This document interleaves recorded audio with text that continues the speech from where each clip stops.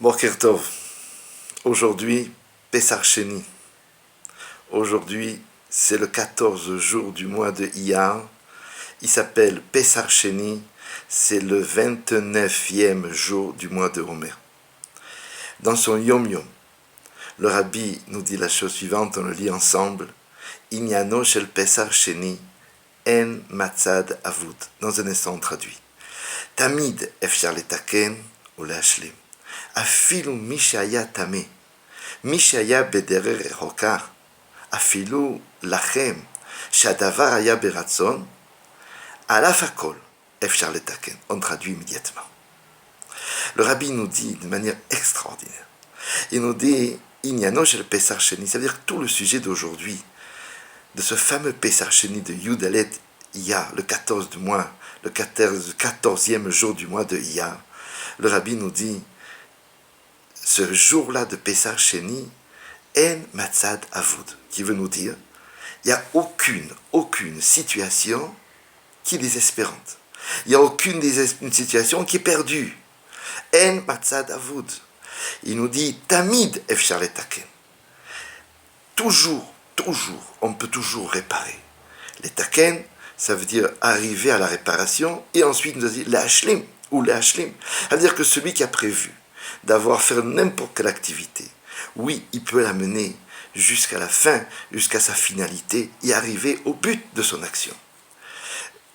Il te dit ensuite, ve'afilu mishaya tameh. Même celui qui était tamé, même celui qui était impur.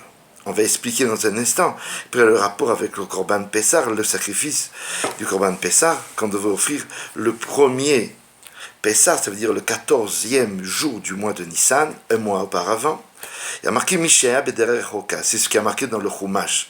Dans le Chumash, Parashat Be'alotecha, dans le Sefer Bamidbar, au Perek Tet, et dans le Perek Tet, au Pasuk Tet, Kadosh Baruch Hu, il répond à ceux qui ont manifesté, parce qu'il y a eu, dans le premier Pessah, des gens qui ont fait la mitzvah d'enterrer des morts. Et donc, ils étaient impurs.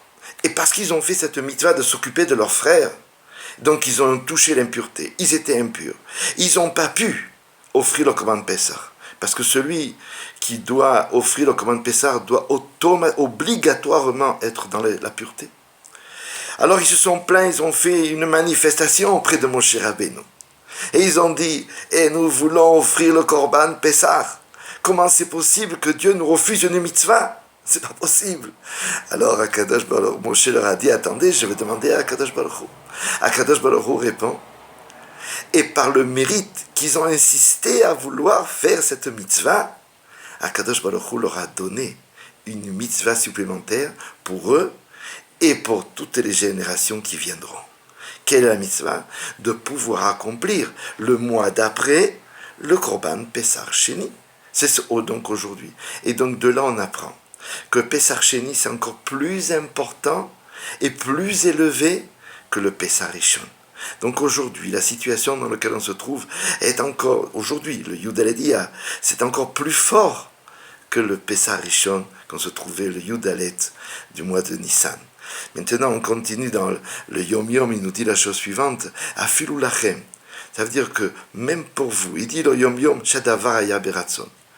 Alors certainement qu'il fait allusion à ce qui est marqué dans la Lacha, dans la Gemara, dans le Babli, dans le Talmud Yerushalmi. On pose la question, est-ce que c'est possible quelqu'un qui a fait exprès, qu'on appelle en hébreu mézid, quelqu'un qui aurait fait exprès de ne pas offrir le Korban Rishon dans son temps. Il a fait exprès, il est mézid. Est-ce qu'on peut le punir et lui dire, tu as fait exprès, c'est ton problème, tu dois t'en prendre qu'à toi, et donc, c'est à toi de pouvoir, tu n'as pas de mitzvah, tu as perdu ta mitzvah. Regardez ce que nous dit la halakha, et ça on l'apprend d'après Rabbi Zeira dans le Talmud Yerushalmi. Il nous dit, oui, celui qui est, on apprend du mot de Vehaïch, il y a un grand limoud là-dessus, donc celui qui était mézid, qui a fait exprès de ne pas offrir le Korban Pessah Rishon, il a la possibilité de l'offrir, le Korban Pessar Sheni, donc aujourd'hui, donc tout est possible. Alachen, Shadava, Aya Beratson, dans le Yom Yom, Ve'al Afkol, Ve'al Afakol, Al Afakol, comme c'est le rabbi, Al Afakol, même dans n'importe quelle possibilité, où on s'imaginerait, ben, il ne mérite pas celui-là. Qu'est-ce qu'on veut lui donner le mérite d'offrir un korban? Mais il a fait exprès de ne pas l'offrir. Al Afakol. Le rabbi finit Efchar Letaken. Donc, il reste néanmoins possible de rectifier. Et de là, ça doit nous donner beaucoup de courage à tout le monde que tout est possible. Si tu désires et que tu as envie de faire une mitzvah pour le Ribono Shulam, pour le maître du monde, Akadosh Baruch Hu, il va accepter, il te donnera la possibilité d'aller jusqu'au bout de ta mitzvah. Et c'est pour ça que si maintenant, on va faire une manifestation pour demander immédiatement Mashiach, il n'y a aucune raison, et surtout aujourd'hui, qui est vraiment un jour idéal pour demander Mashiach et pour qu'Akadosh Baruch Hu nous l'accorde. Et Akadosh Baruch Hu, il accorde à tout son peuple, à tout le monde entier, parce que Mashiach c'est pour le monde entier, que le monde entier sorte de son exil, et qui donne et qui mène le Mashiach aujourd'hui.